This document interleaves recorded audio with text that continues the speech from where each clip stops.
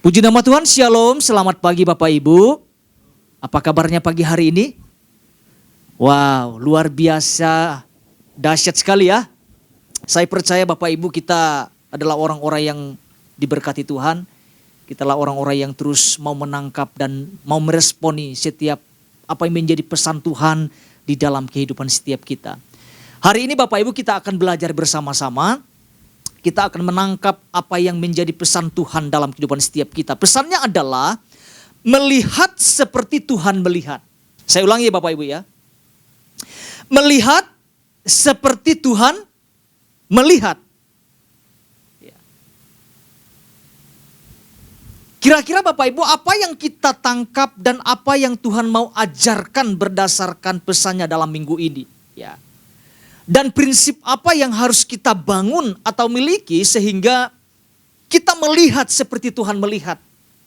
Atau kita dapat melihat seperti Tuhan melihat. Ya. Pak Ishak sudah sampaikan pesan Tuhan ini Bapak Ibu. Saya percaya setiap kita boleh menangkapnya. Dan juga boleh menghidupinya di dalam kehidupan setiap kita.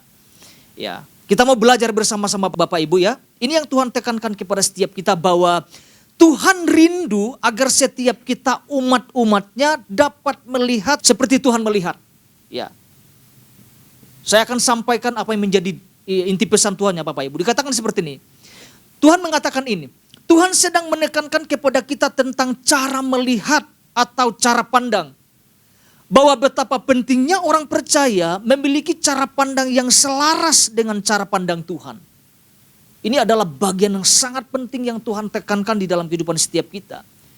Dikatakan lagi Bapak Ibu, sesuatu yang mungkin dianggap sebagai hal biasa oleh banyak orang percaya, namun tidak bagi Tuhan. Ya. Gagalnya orang percaya melihat dengan cara pandang yang benar akan menimbulkan dampak yang tidak kecil. Saya ulangi ya, gagalnya orang percaya melihat dengan cara pandang yang benar akan menimbulkan dampak yang tidak kecil. Gagalnya orang percaya melihat seperti Kristus melihat akan membuat orang percaya tersebut gagal pula menangkap apa yang menjadi kehendak dan rencana Tuhan atas dirinya.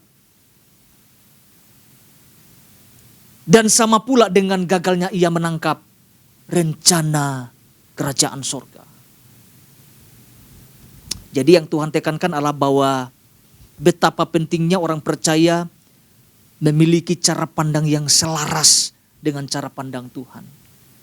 Pertanyaannya gini Bapak Ibu, seberapa kita yang rindu untuk menyelaraskan cara pandang kita seperti cara pandang Tuhan? Seberapa kita yang rindu Bapak Ibu? Saya percaya setiap kita rindu.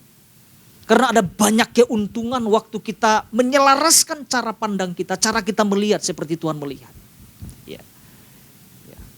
Kalau kita boleh jujur Bapak Ibu ya, sebenarnya ada banyak perbedaan ya. Ada perbedaan cara pandang, ada cara melihat antara orang percaya dengan Tuhan. Ya. Saya kasih contoh Bapak Ibu ya. Sekelas Nabi ini, sekelas Nabi aja bisa punya cara pandang yang berbeda loh. Ya, kita pernah belajar tentang Nabi Samuel ketika diutus untuk mengurapi anak-anak Isai, betul ya? Ya. Ketika Nabi Samuel berjumpa dengan Isai Bapak Ibu ya. Keluarlah Eliab, ya, Abinadab dan Syamaya. Nabi Samuel terkecoh Bapak Ibu ya. Melihat perawakan yang sangat gagah dan perkasa gitu ya. Tinggi, begitu gagah. Tapi Tuhan bilang, bukan yang itu. Kadang-kadang itu terjadi di dalam kehidupan setiap kita. Ya. Nabi Samuel mengatakan, ini anak muda semuanya ini. Oh masih ada yang satu lagi tuh. Yang dimaksudkan adalah Daud. Waktu Daud muncul Bapak Ibu. Tuh orangnya urapi.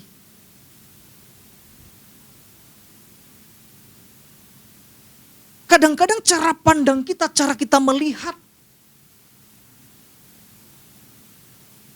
jauh berbeda apa yang Tuhan lihat. Apa yang Tuhan pandang. Makanya Tuhan tekankan perlu keselarasan dalam hal melihat. Muncul sebuah perenungan di dalam kehidupan saya Bapak Ibu. Yang menyelaraskan itu adalah kita atau Tuhan yang menyelaraskan pandangan kita? Tuhan yang menyelaraskan pandangan kita atau kita yang menyelaraskan pandangan kita terhadap pandangan Tuhan? Ya kebanyakannya ngotot Bapak Ibu. Tuhan harus ikut saya. Tuhan harus selaraskan. Saya mau sampaikan bahwa kita yang harus menyelaraskan itu kan. Kita harus yang menyelaraskan cara pandang kita dengan cara pandang Tuhan. Betapa pentingnya Bapak Ibu kita sama-sama menangkap, meresponi apa yang Tuhan sampaikan dalam minggu ini. Karena kegagalan kita melihat, memiliki cara pandang yang berbeda dengan Tuhan, membuat kita, mengeluh, menggerutu, memberontak. Dan banyak hal yang terjadi Bapak Ibu. Nah kita mau lihat firman Tuhan sebagai dasarnya. Ini yang mendasari kita Bapak Ibu, mendasari pesan Tuhan dalam minggu ini. Injil Lukas pasal 19 ayat 5. Injil Lukas pasal 19 ayat 5. Dikatakan seperti ini Bapak Ibu. Ketika Yesus sampai ke tempat itu, ya, ia melihat ke atas dan berkata, Zakeus segeralah turun. Sebab hari ini aku harus menumpang di rumahmu. Bapak Ibu yang terkasih di dalam nama Tuhan Yesus, kalau kita perhatikan dalam perikop ini, ada sesuatu yang menarik yang terjadi dalam kehidupan seorang Zakeus, kepala pemungut cukai ini. Bagaimana yang saya lihat gini, bagaimana ia meresponi kehadiran Yesus pada saat itu di dalam kehidupannya. Ketika Yesus mengatakan, turunlah, aku mau. Aku harus menumpang ke rumahmu.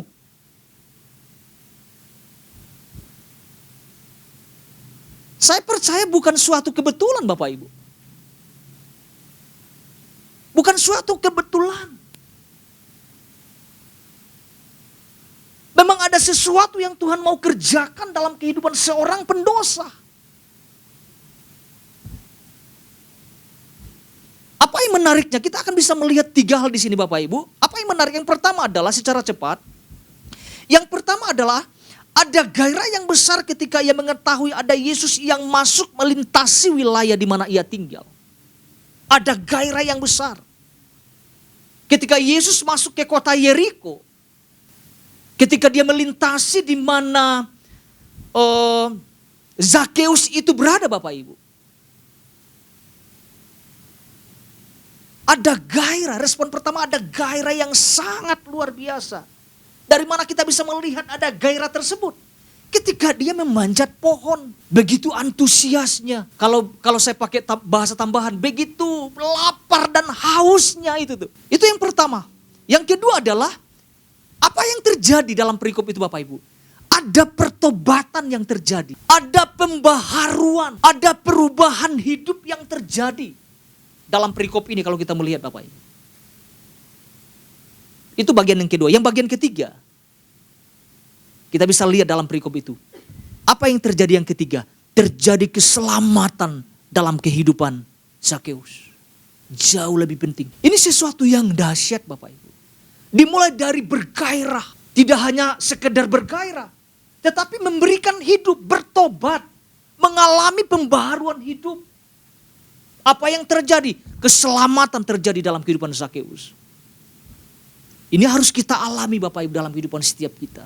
Punya gairah, punya pertobatan yang sungguh-sungguh. Dan apa yang terjadi? Keselamatan yang terjadi dalam kehidupan Zakeus. Dan itu terjadi juga dalam kehidupan setiap kita. Katakan amin Bapak Ibu. Pak Ishak sampaikan satu hal Bapak Ibu. Ya, Pak Ishak sudah uraikan ini begitu jelas dengan contoh-contohnya. Bahkan disampaikan ada minimal 3 kelompok dalam berdasarkan perikop ini Bapak Ibu. Ya, ini yang Pak Ishak sampaikan. Miliki hasrat besar untuk mengalami Yesus secara pribadi. Ini poinnya. Miliki hasrat besar untuk mengalami Yesus secara pribadi. Penjelasannya Bapak Ibu nanti Bapak Ibu lihat lagi di YouTube ya. Ya, ada begitu banyak penekanan yang Pak Ishak sampaikan dan itu membuat kita mengerti tentang cara melihat. Ya. Nanti Bapak Ibu lihat ya. Saya nggak mau panjang lebarkan, kita akan bahas 2 hal ini Bapak Ibu. Ya. Bagaimana caranya agar kita dapat melihat seperti Tuhan melihat? Ya. Bagaimana caranya agar kita dapat melihat seperti Tuhan melihat? Ada dua dasar yang akan kita lihat bersama-sama Bapak Ibu, agar setiap kita bisa melihat seperti Tuhan melihat. Dua dasar ini yang sama-sama kita rindukan. Yang pertama, sederhana Bapak Ibu. Pertama adalah kita perlu mengalami perjumpaan pribadi dengan Tuhan. Katakan perjumpaan pribadi. Nah, ini salah satu bagian yang sangat penting di dalam kehidupan setiap kita. Tentang perjumpaan pribadi dengan Tuhan. Ya. Karena tanpa perjumpaan pribadi dengan Tuhan, maka cara kita melihat akan selalu berbeda dengan Tuhan. Tanpa perjumpaan tidak akan pernah selaras dengan apa yang kita lihat. Tanpa perjumpaan akan selalu berseberangan atau berbenturan dengan cara pandang Tuhan. Jadi dasar yang pertama adalah perjumpaan. Tapi perjumpaan bukan sekedar tahu. Bukan sekedar, oh yang penting kenal. Perjumpaan ada, ada sesuatu betul-betul yang keluar dari hati kita. Untuk menerima Kristus sebagai Sang Juru Selamat di dalam kehidupan setiap kita. Nanti kita akan lihat contohnya Bapak Ibu. Mari kita lihat di ayat yang ke-7 Bapak Ibu ya. Kita melihat satu contoh di sini. Bahwa ternyata gini, ketika seseorang tidak mengalami perjumpaan dengan Tuhan. Kata-katanya Pak, kata-katanya Bu, kita bisa lihat. Ya. Ayat 7, kita sama-sama lihat ini Bapak Ibu ya. Apa yang dikatakan di sini Bapak Ibu? Tetapi semua orang yang melihat hal itu, apa yang firman Tuhan katakan? Bersungut-sungut. Semua orang yang melihat itu siapa Bapak Ibu kira-kira? Siapa gambaran kita? Tetapi semua orang yang melihat itu siapa? Orang-orang hidup ya udah tentu ya. Itu pemuka-pemuka agama Bapak Ibu.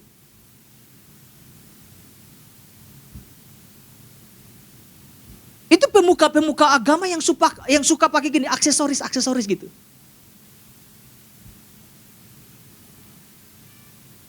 Kita lanjut dong Bapak Ibu ya. Tetapi semua orang yang melihat hal itu bersungut-sungut katanya, ia menumpang di rumah orang berdosa. Dari ayat ini kita bisa melihat bahwa ada cara pandang yang berbeda. Pak Ishak jelaskan ini, begitu detail sekali. Antara sekelompok orang banyak dengan Yesus. Ya. Mereka mempertanyakan, kenapa Yesus harus menumpang di rumah orang berdosa? Kenapa enggak di rumah yang lain saja? Kan itu maunya mereka kan.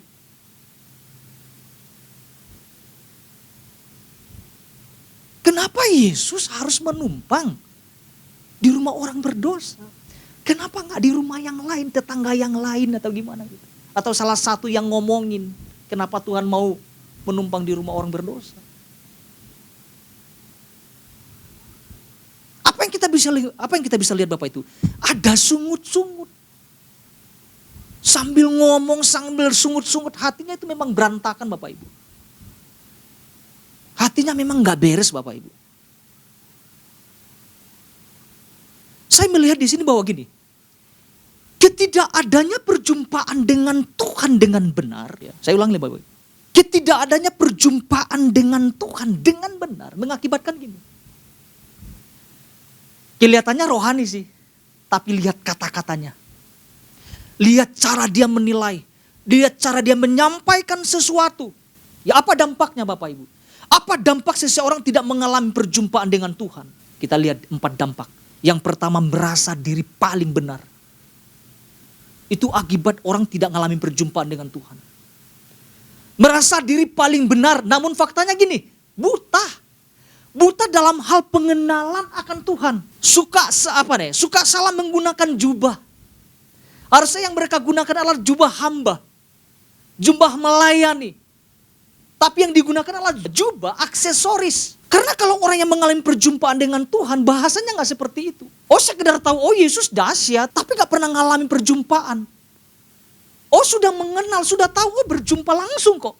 Tapi tidak memberi hidup. Itu bukan perjumpaan. Sekedar tahu saja. Dampak yang kedua adalah seperti yang firman Tuhan katakan, banyak bersungut-sungut dan lupa mengevaluasi diri. Ya, itu dampak yang kedua. Banyak bersungut-sungut dan lupa mengevaluasi diri. Yang ketiga adalah, apa dampaknya? Melihat dan menilai sesuatu berdasarkan kebenaran diri sendiri. Merasa paling benar. Apalagi dampak yang keempat. Sangat mudah menghakimi orang lain. Ngapain tuh Yesus di rumah orang berdosa? Tapi tidak ada evaluasi diri. Kalau kita keluar dari konteks ini Bapak Ibu, kita pernah belajar dari kehidupan Rasul Paulus. Perjumpaannya dengan Tuhan mengubah seluruh kehidupannya. Apa yang dulu dibangga-banggakan Bapak Ibu. Paulus bilang begini, gua anggap sampah semuanya. Karena pengenalan akan Kristus. Harusnya gitu, perjumpaan itu akan membuat kita berubah. Perjumpaan itu akan membuat cara pandang kita itu akan menjadi sama seperti Kristus. Seharusnya seperti itu yang terjadi. Tetapi kita bisa melihat, ketika seseorang tidak mengalami perjumpaan dengan Tuhan, kita bisa lihat dari bahasanya, kata-katanya, penilaiannya, tidak ada evaluasi diri yang terjadi. Yang keluar dari kata-katanya tentang penghakiman. Mereka mesti sampaikan, Yesus nggak pantas datang di rumah orang berdosa. Ingat loh, tujuan Tuhan datang untuk menyelamatkan. Makanya di ayat 9 kita bisa melihat terjadi keselamatan yang sangat luar biasa atas kehidupan Zakheus. Bukankah tujuan Tuhan datang ke dunia ini untuk mencari yang hilang? Untuk menyelamatkan yang hilang? Tapi orang-orang yang berkedok agamawi gitu ya, selalu menggunakan atas nama rohaniwan gitu. Kita bisa lihat contoh-contoh sekarang Bapak, di luar sana aduh banyak, dengan mudahnya menghakimi orang lain. Tapi perjumpaan Zakheus dengan Yesus itu mengubah seluruh kehidupan. Jadi perjumpaan itu penting sekali. Perjumpaan pribadi dengan Tuhan begitu penting di dalam kehidupan setiap kita. Gak perlu berlama-lama Bapak Ibu. Zakheus ngalami perjumpaan itu. Waduh, hidupnya berubah. Cara pandangnya berubah. Cara melihatnya berubah. Bahkan dikatakan orang yang diperasnya sama dia ya Bapak Ibu, akan mengembalikannya 4 kali lipat. Itu dahsyat banget itu. Mari kita lihat Bapak Ibu. Ayat 5 dan 6, ayat 9. Itu yang kita lihat tentang perjumpaan itu lewat kehidupan Zakheus. Kita lihat ayat 5, ayat 6, dan ayat 9. Apa yang dikatakan di sini? Ketika Yesus sampai ke tempat itu, ia melihat ke atas dan berkata, Zakheus segeralah turun. Sebab hari ini aku harus menumpang di rumahmu. Ayat 6. Nah ada kata-kata yang menarik di sini. Lalu Zakheus segera turun dan menerima Yesus dengan duka cita, sukacita. Itulah hebatnya perjumpaan Bapak Ibu. Perjumpaan dengan hati yang terbuka itu betul dahsyat dan luar biasa. Ada sukacita yang meluap. Pak Ishak sampaikan ada hasrat. Wow. Ayat 9 kita lihat. Apa yang terjadi Bapak Ibu? Dari perjumpaan itu apa yang terjadi? Ayat 9. Kata Yesus kepadanya, hari ini. Alkitab tidak ngomong ini. Besok. Enggak. Hari ini. Telah terjadi keselamatan kepada rumah ini. Karena orang ini pun anak Abraham. Jadi tidak ada terlambat untuk mengalami pertobatan, perjumpaan dengan Tuhan. Asal kita mau Bapak Ibu. Jadi saya melihat poinnya.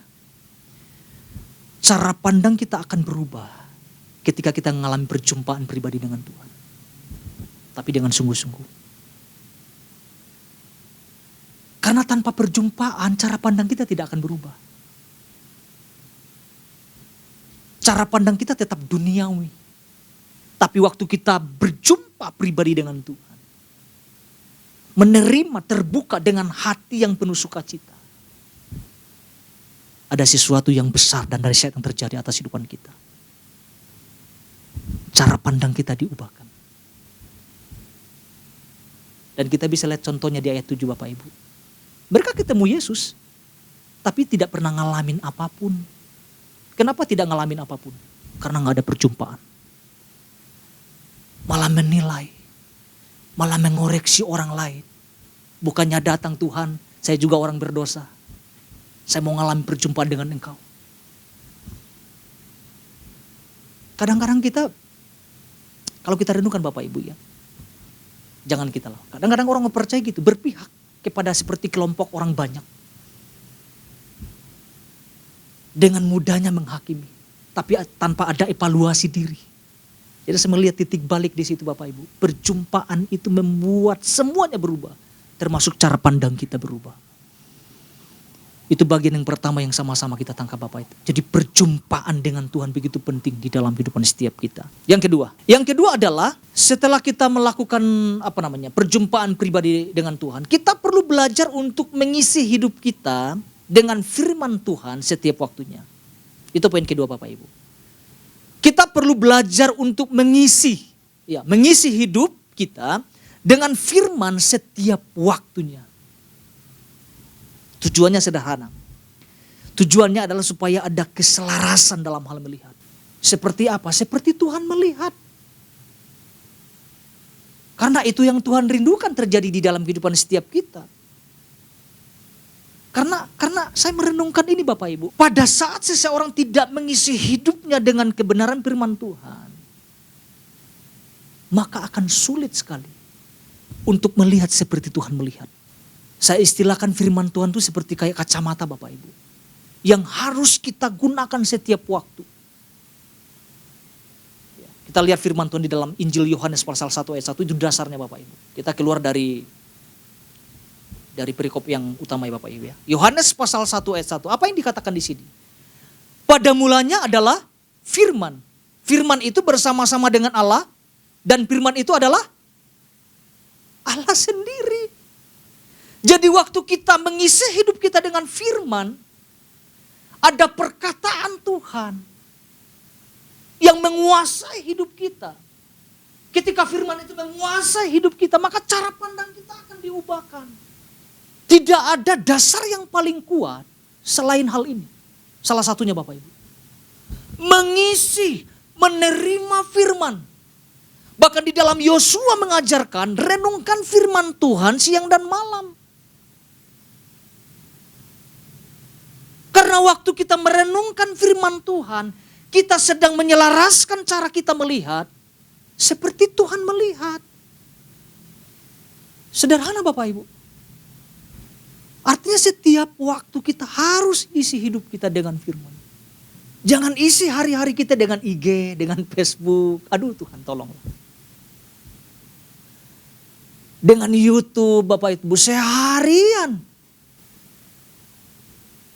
Itu tantangan sekarang Bapak Ibu. Tantangan benar-benar ya. Hari-hari ini tantangannya itu. Kadang-kadang orang-orang percaya lebih banyak menghabiskan waktu mengisi hidupnya dengan hal yang seperti itu. Bagaimana kita bisa menyelaraskan pandangan kita kalau kita isinya hal-hal yang seperti itu? Boleh saja lihat handphone, boleh lihat itu, boleh saja. Tapi kalau setiap jam lihat itu terus. Saya membayangkan bagaimana bisa selaras kalau kita gak pernah ngisi hidup kita dengan perkataan Tuhan. Dengan firman. Dikatakan pada mulanya adalah firman. Firman itu Allah sendiri gitu. Di dalam Yosua mengatakan renungkan siang dan malam. Supaya ada penyelarasan untuk melihat seperti Tuhan melihat. Waktu kita sedang merenungkan firman Tuhan. Kita lagi sedang, Tuhan aku mau selaras. Dengan cara pandang Tuhan. Ini kita sama-sama belajar Bapak Ibu. Tantangan kita hari-hari ini begitu berat Bapak Ibu ya. Makanya kita bersyukur Tuhan kasih pesan ini. Sebagai suatu peringatan kepada setiap kita. Melihat seperti Tuhan melihat. Kelihatannya sederhana. Waktu kita mau menyelaraskan hidup kita, artinya kita harus sesuai dengan firman Tuhan. Saya percaya Bapak Ibu. Ya, dengan renungan yang singkat ini kita menangkap sesuatu. Kita lebih memperbanyak mengisi hidup kita dengan firman Tuhan. Supaya ada keselarasan yang terjadi. Dengan cara pandang kita, cara kita melihat seperti Tuhan melihat. Itu Tuhan rindukan terjadi di dalam kehidupan setiap kita. Saya percaya setiap kita gini Bapak Ibu. Meresponi apa yang Tuhan sampaikan hal ini kepada setiap kita. Supaya gini Bapak Ibu. Ketika cara pandang kita selaras dengan cara pandang Tuhan. Saya percaya gini. Kehidupan kita, kehidupan kerohanian kita, kehidupan keluarga kita. Waduh, terjadi banyak perubahan dan pemulihan yang terjadi Bapak Ibu. Betul ya Bapak ya. Jadi perlu kita menyelaraskan itu. Kita perlu merespon firman Tuhan dalam kehidupan setiap kita. Supaya kita punya cara pandang yang selaras dengan Tuhan. Jadi dua hal ini yang kita sama-sama renungkan Bapak Ibu. Yang pertama, perlu mengalami perjumpaan pribadi dengan Tuhan. Itu salah satunya Bapak. Yang kedua adalah kita perlu belajar untuk mengisi hidup kita dengan firman setiap waktunya. Tuhan Yesus memberkati setiap kita.